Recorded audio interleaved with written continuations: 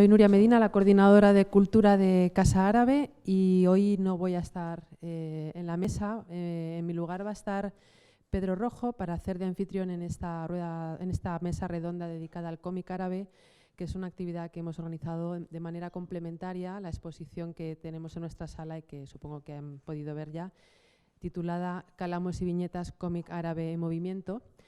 Y bueno, pues Pedro, que ha sido la cabeza pensante de esta exposición y que nos ha ayudado muchísimo a desarrollar los contenidos de la exposición, que creo que está muy lograda y es muy representativa de lo que realmente es este lenguaje y este medio de expresión tan importante hoy en día en estas sociedades árabes en el movimiento, precisamente como dice el título.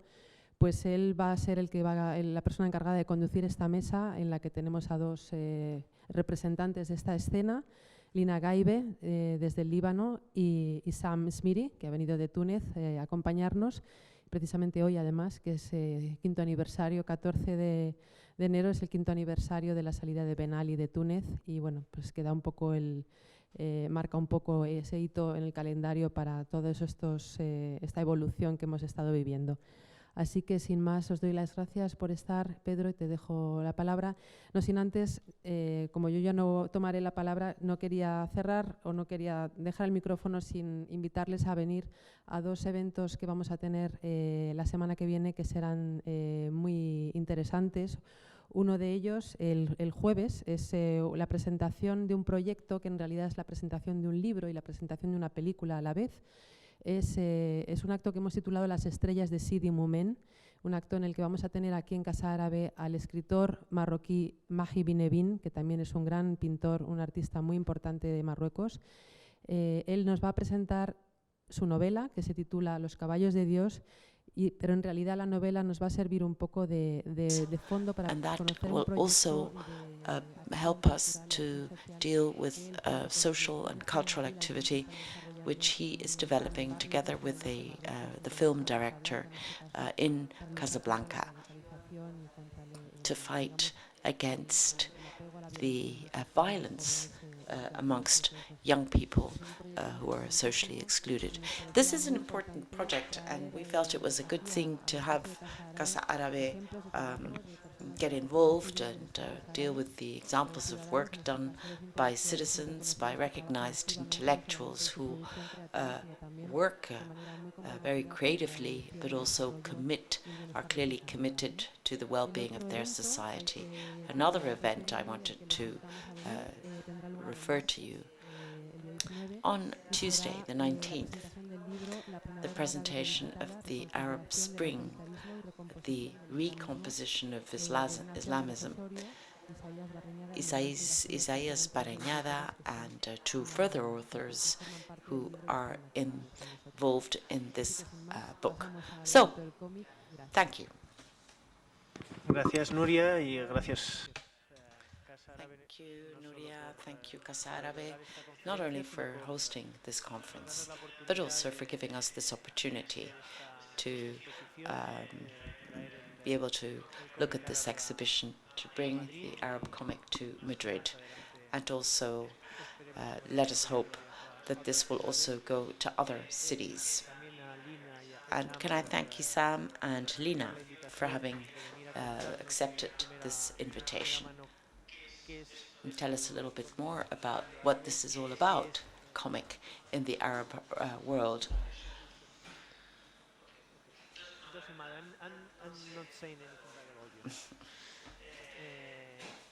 Lina Ghaibeh es, además de autora y... So Lina Ghaibeh is an artist, not only in the world of comics or of cartoons, but she's also an expert on the world of comic. She's a professor at the American University in Beirut, and we will be taking up this opportunity to take as much information from her, just as professor, as an author of comics. And then Issam Smiri, he is also a clear example of this generation of artists, of authors who have been very well trained with brilliant ideas and who can use the very best techniques to bring out very specific and very new messages, not just for those of us who are not familiar with the Arab comic, but also for their own societies.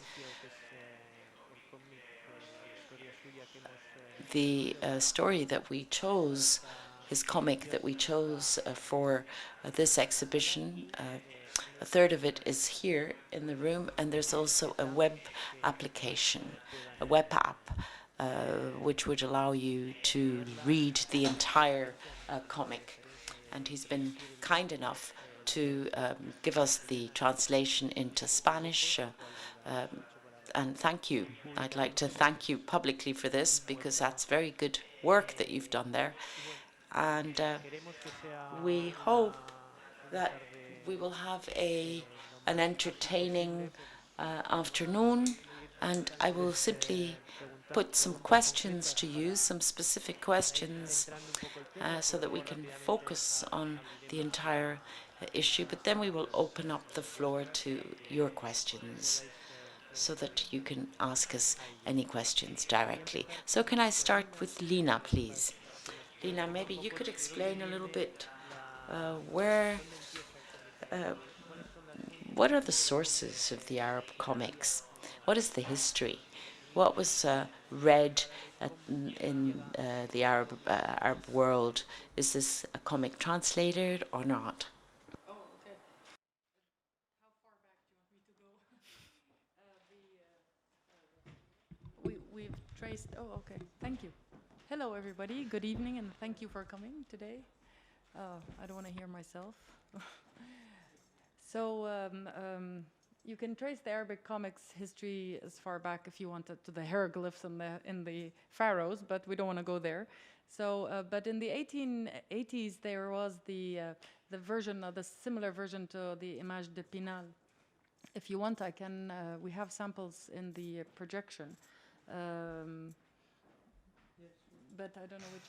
This is his, so mine must be this one. Okay.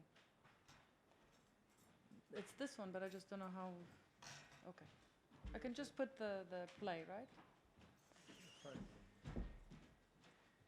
Okay. There you go. Oh, okay. So in what I would like to say is just that the Arabic comics started as children's comics.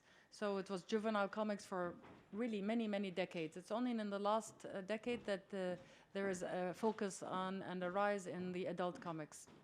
The juvenile comics we can trace as far back as so it comes from a really rich history. I have here just some images of covers of comics from the 50s and 20s and 30s, and it doesn't come from nowhere. It exists, and even comic magazines today like Tok Tok feature old issues to show the history. So in 1883 we have Abu Nadara, which was in the style of the Image d'Épinal French type. So this was the closest that there was to comics, and then it wasn't until the 1920s with Katkut and Al-Awlad, 1930s also Al-Katkut and Al-Bulbul, 1920s, 30s, 40s, where we had a rise or semblance of comics that is made by Arab artists, but many is copied a little bit of styles in Europe. These early appearances were very, very minimal. So the whole magazine is 30 pages. There's only 2 pages of comics. It's not until the 1950s that you really see the rise in the famous magazines. These are old ones. These are Dunya al-Ahdath, which are also, I think, 1950s.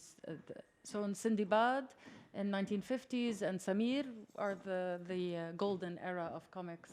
And that's where we have much more that you had a big audience. It's, of course, heavily political.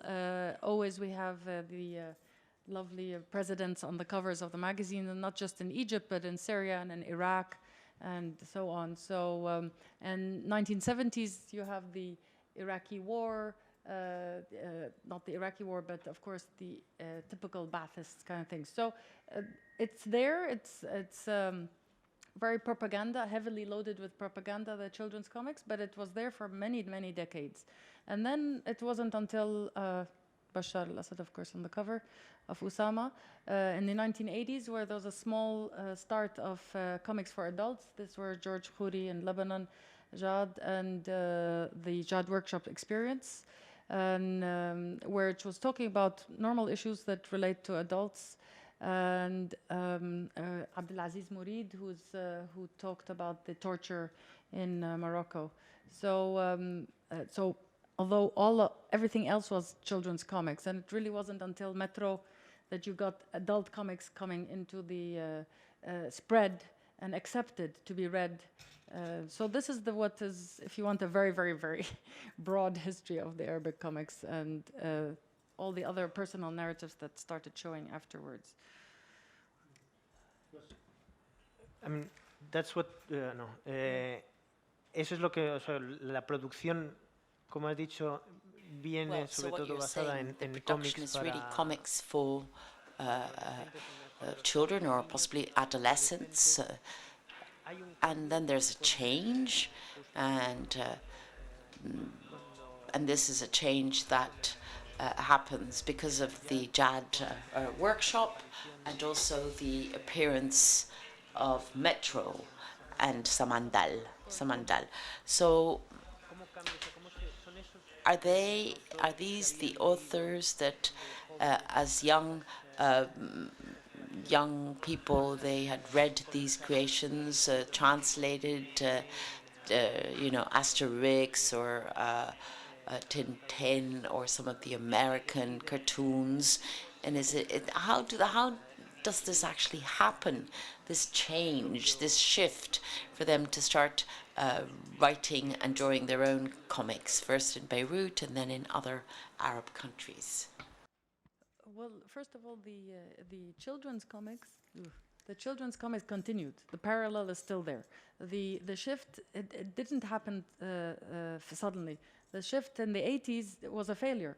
Jad Workshop, I was part of it, and we tried for 10 years to say, or like 5-7 years, to say comics is an art, it's the ninth art. You can use it as an expression, a medium for expression. These are the samples. We funded our own, we produced our own magazines, we made our own publications, we made exhibitions with cultural centers to promote it as art and as something serious that should be taken seriously. But we never received support or help, or except from the cultural centers, which were mostly, you know, European cultural centers. So it didn't take hold. It didn't continue. It sort of stopped there. Now, yes, the Samandal group, they say they read Jad Workshop and they went to the exhibitions, and it was a big impression on them. We didn't know that at that time. So I think the newer shift has two sides: a slow or shy beginning in the 2000s with not just Samandal but also Zena Abi Rashid, the Game of Swallows, and Mazen Kirbaj, 2006 War, and many others. They showed up slowly themselves. They had grown up on the foreign comics in foreign languages, but also watched these exhibitions and so on. And then you have to not forget internet is playing a role in exposure to what's going on in the world outside and using it. Now, the people who, let's say, I know who made Samandal, they studied graphic design in university, they studied illustration. So there's also a different, they're not the typical comics artists used to be self-taught artist kind of thing. I think there are a lot of young people, for instance, I saw him as a graphic designer. He comes from that background. So I think there is something about these students are coming out now from universities which started to teach illustration, not comics, but illustration and the medium of commercial art.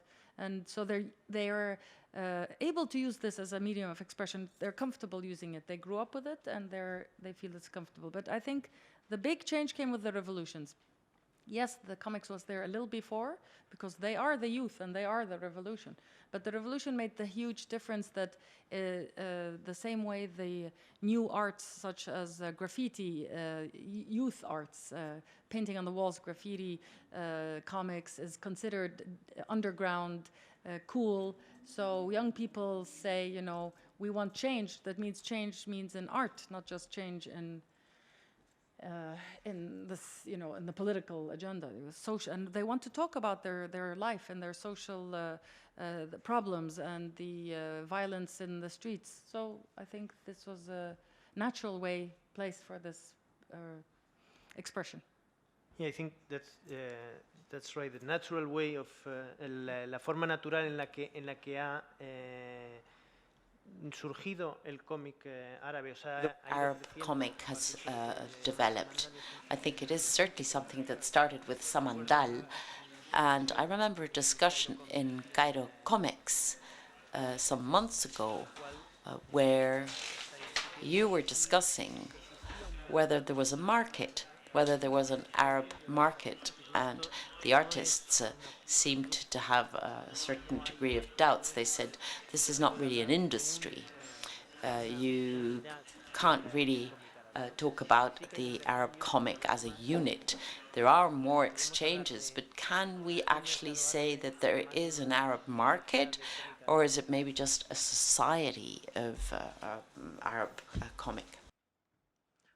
That's a very good question. I think you can't, the discussion in the Cairo Comics Festival was, you can't have a market if you don't have series that sustain a market. So if you have a series like, there used to be like Tintin, or Obelix and Asterix, where you are attracted to a character and you want to see the next episode, then you are every month buying, or every period. This we don't have at all. We have not created that kind of industry. The rise is very much in two areas. The magazines, the Arabic comics magazines such as Tok Tok, Uskafkaf, and Makhbar 619, and where I think it's the only platform for these young artists to showcase their work and express their art. And I don't even know if they get money from it. Do you do it for free? Yes, most of it. Most of it is for free, so they don't get much support. So I don't think there is an industry. I think there's a beginning. There's a shy interest. And all the people we're talking about, many of them are auteurs. They write your own script, you draw your own illustrations. So it's not even the production kind of industry.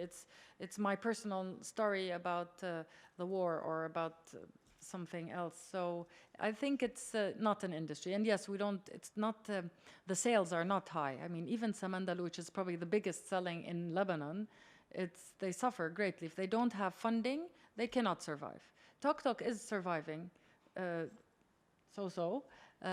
of course you have how many million in Egypt? So out of the so many million, you have like a few thousand who are buying the comics magazine. So yes, you're right.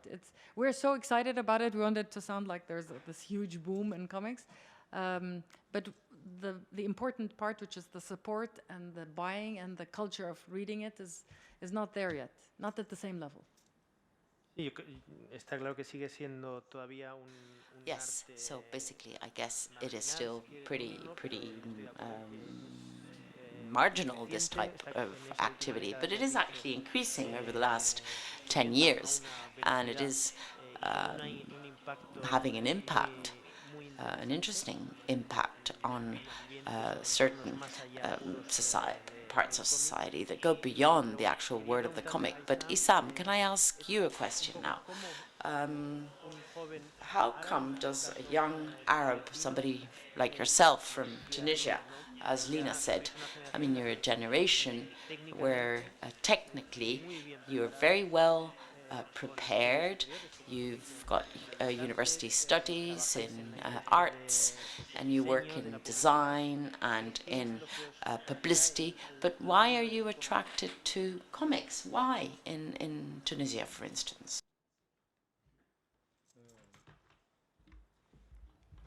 I will speak about how it started in Tunisia, about how how comics start in Tunisia.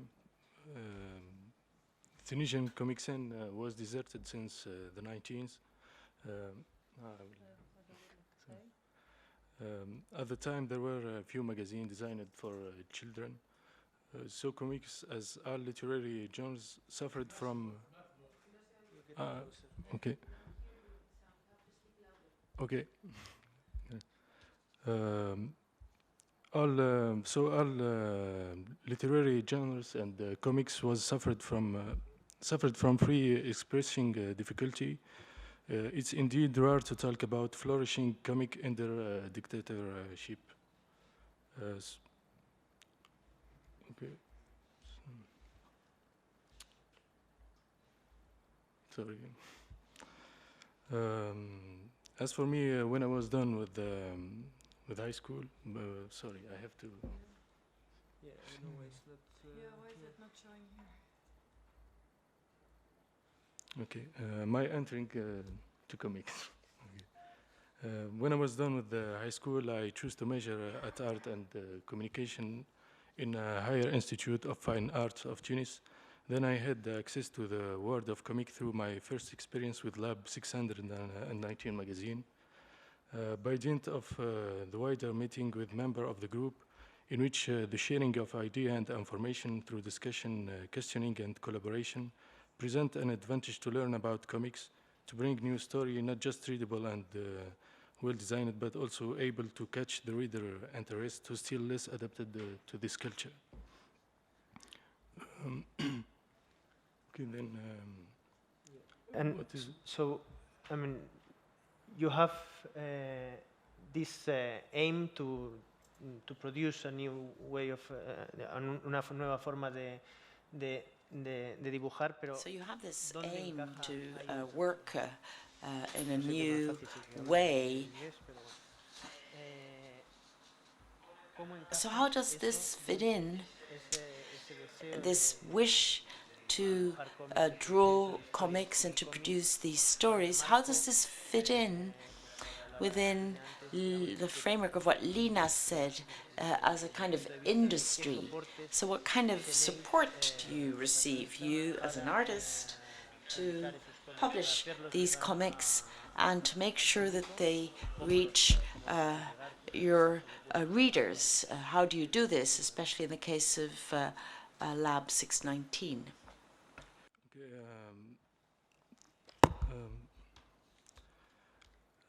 Lab 619 try to create a social project where every individual can and must have access to this artistic production, as well as the possibility of creating and expressing itself, to spur this art going to approach and solve pervasive problem, society problem and conflict. So it's focus. It's siempre el foco está en problemas sociales.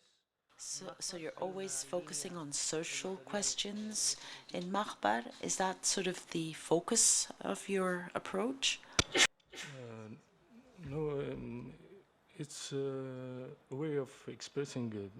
We can find comics that talk about a point of view of artists, how it feel. Yeah, because that's what we see. It's not just about social problem, but it tends to abord the social problem of the region.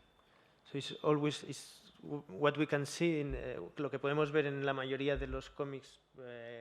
Well, what we can see in most cases of the comics that we have here in the exhibition, it is all very closely related to personal stories or to personal experiences related to what is actually happening in other magazines. There is more fantasy, perhaps, but in the case of Mahbar, it is definitely more social.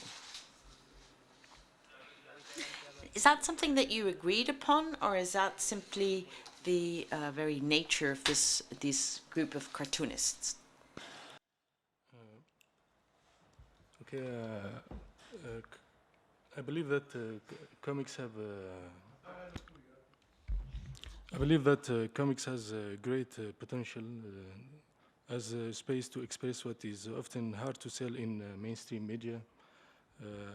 However, we can talk about real change influenced by art in Tunisia and in the Arabic world. But we can talk about the awakening of artists who, despite the day the comic book became popular is the day it will be capable of influencing the change in society. So the level of influence in comic book is different from one country to another, like in the case of Samandal, which became an affair of freedom of expression and censorship.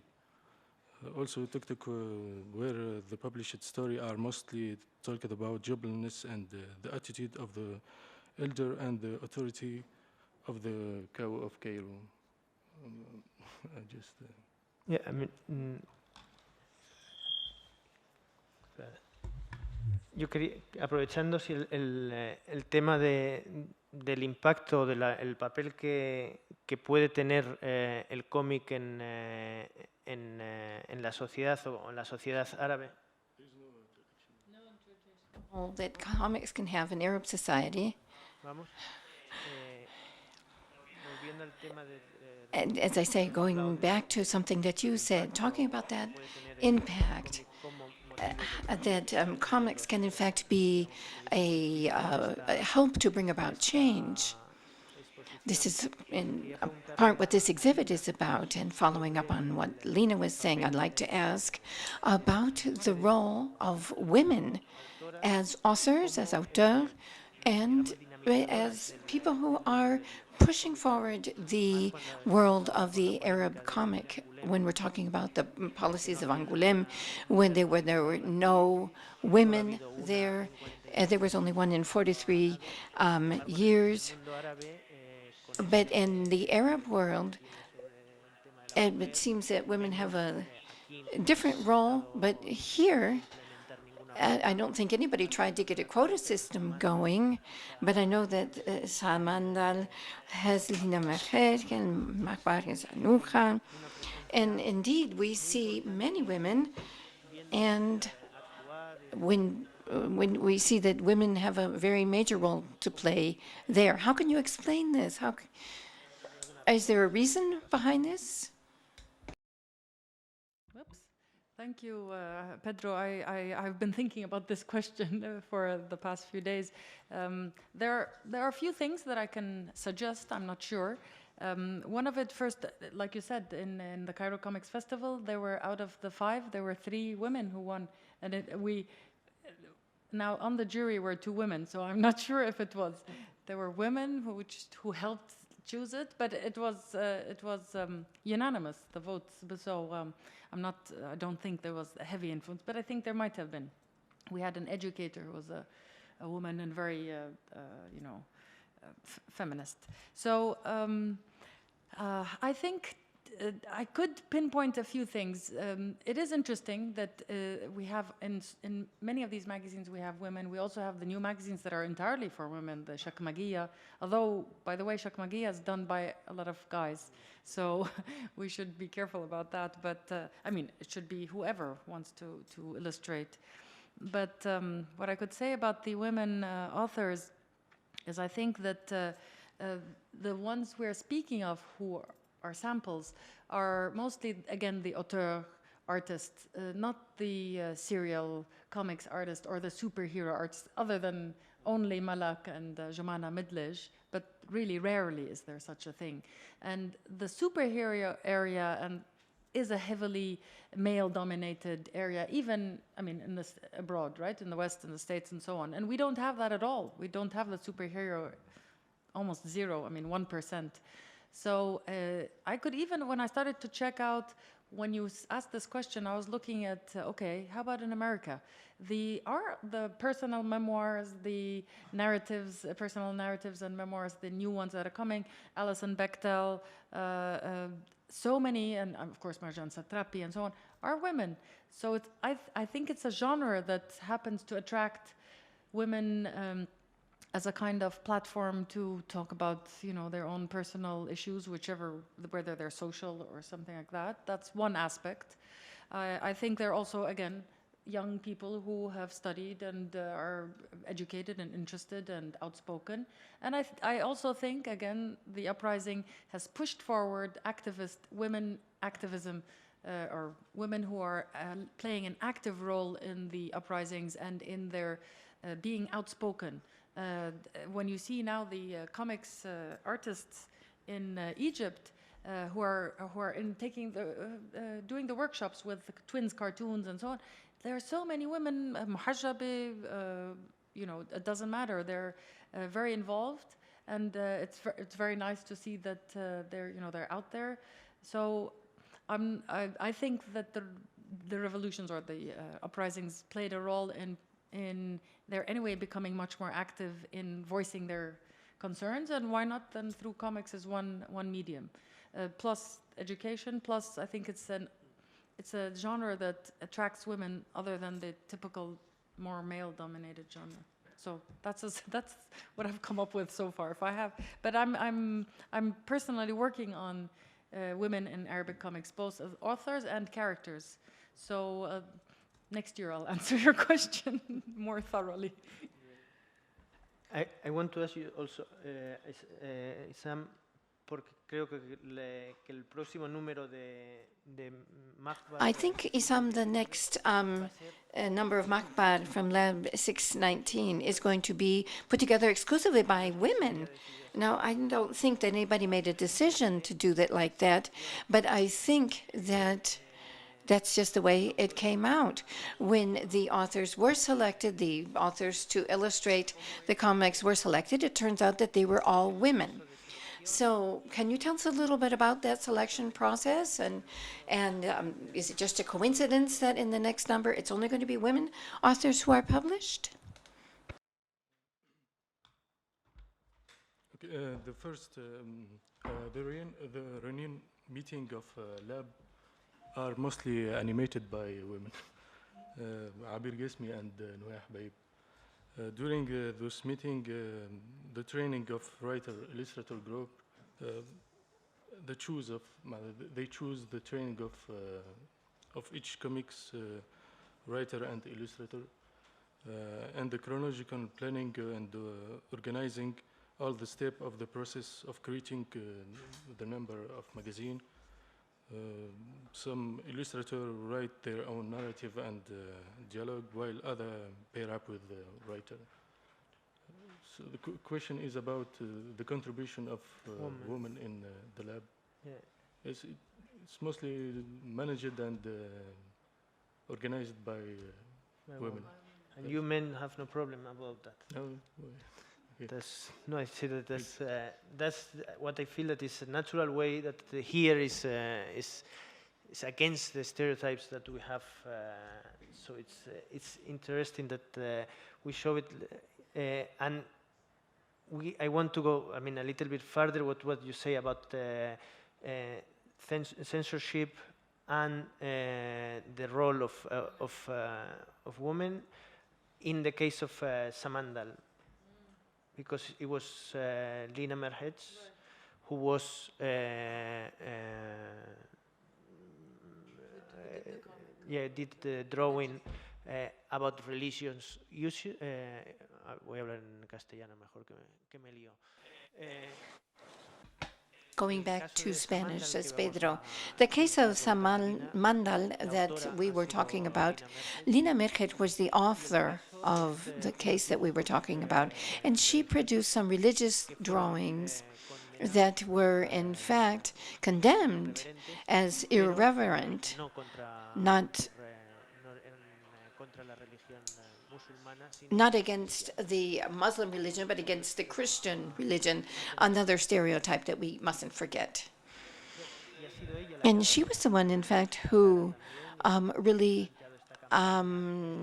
stood up for this campaign, this crowdfunding to pay the fine, for example.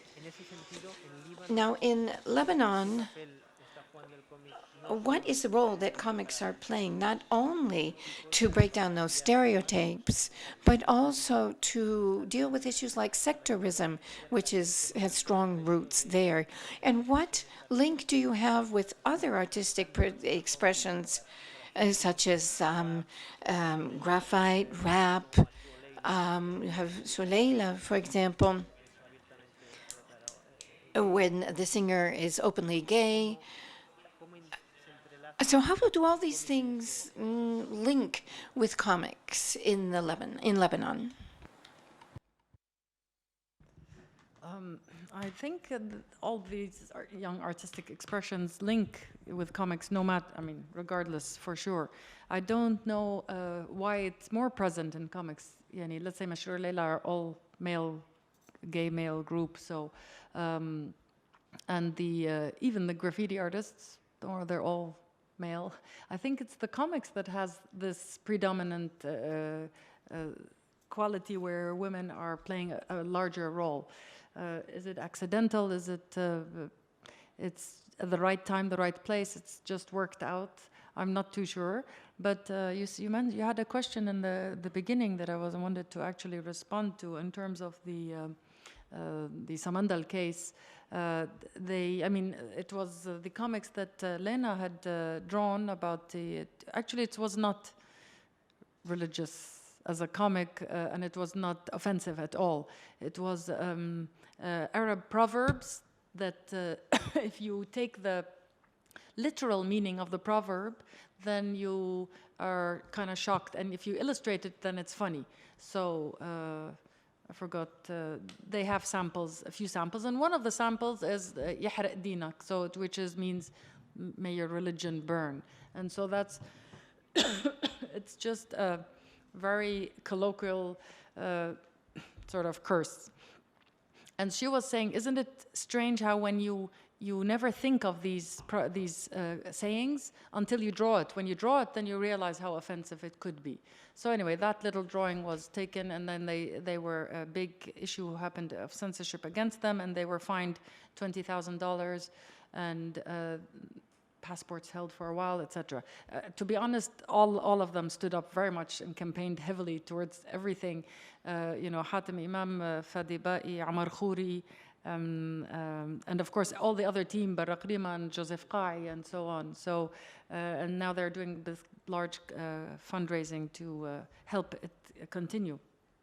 So yes, they suffered greatly. I don't think it was because it was a woman that it was the case. Yeah, no, I know you didn't ask that, but yeah, how they link. I think it's maybe more of a youth thing.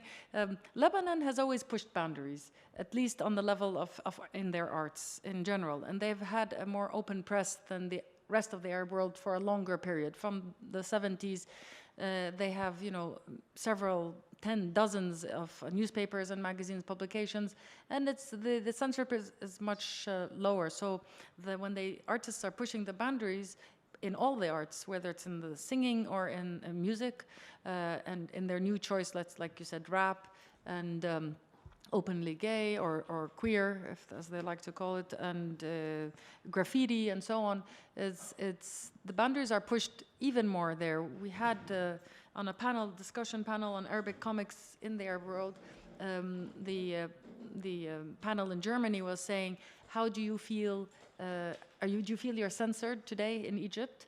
This was for 2012. And they said, no, we're free, we can say anything we like. And the Lebanese are like, ha, ha, ha, not really. But I think the new freedom made you feel, wow, I can say anything. Okay, now a few years have passed, now you can see what you can say and what you can't say, and then you'll have to push that a little further. The Lebanese have been doing that for so long, so they have been pushing the boundaries, and the expression is intersecting with rap and music and graffiti. But I think the graffiti is much more present in Egypt, that is really, or any of the places that had revolutions, even a little bit in Syria. Though the Lebanese is far more artistic, social, but it was there. And it's actually Mashrur Leila, who's one of the early graffiti artist who did stencils. What's his name? Hamid Sinno. He did stencils when Bous El Wawa. Kulthum is singing one of Haifa Wihbe's songs. So it's a cultural, you know, heritage versus new versus old, and so on. So the overlap is clearly there. And why now? I really think it's young artists who have been educated in the arts who are using it as a form of expression, finally, rather than just, you know, the old painting, sculpture / thing. That's one reason. Thank you. I could go on all afternoon asking questions, but perhaps I should give the floor to our audience. Perhaps our audience has some questions that they would like to ask our guests. Agradecer otra vez a Casa Árabe and the Mediterranean Institute that has supported this exhibition. And thank you so much to all of you for being here, for Issam, and thank you, Issam, thank you, Lina, for sharing this experience with us. Thank you. Thank you.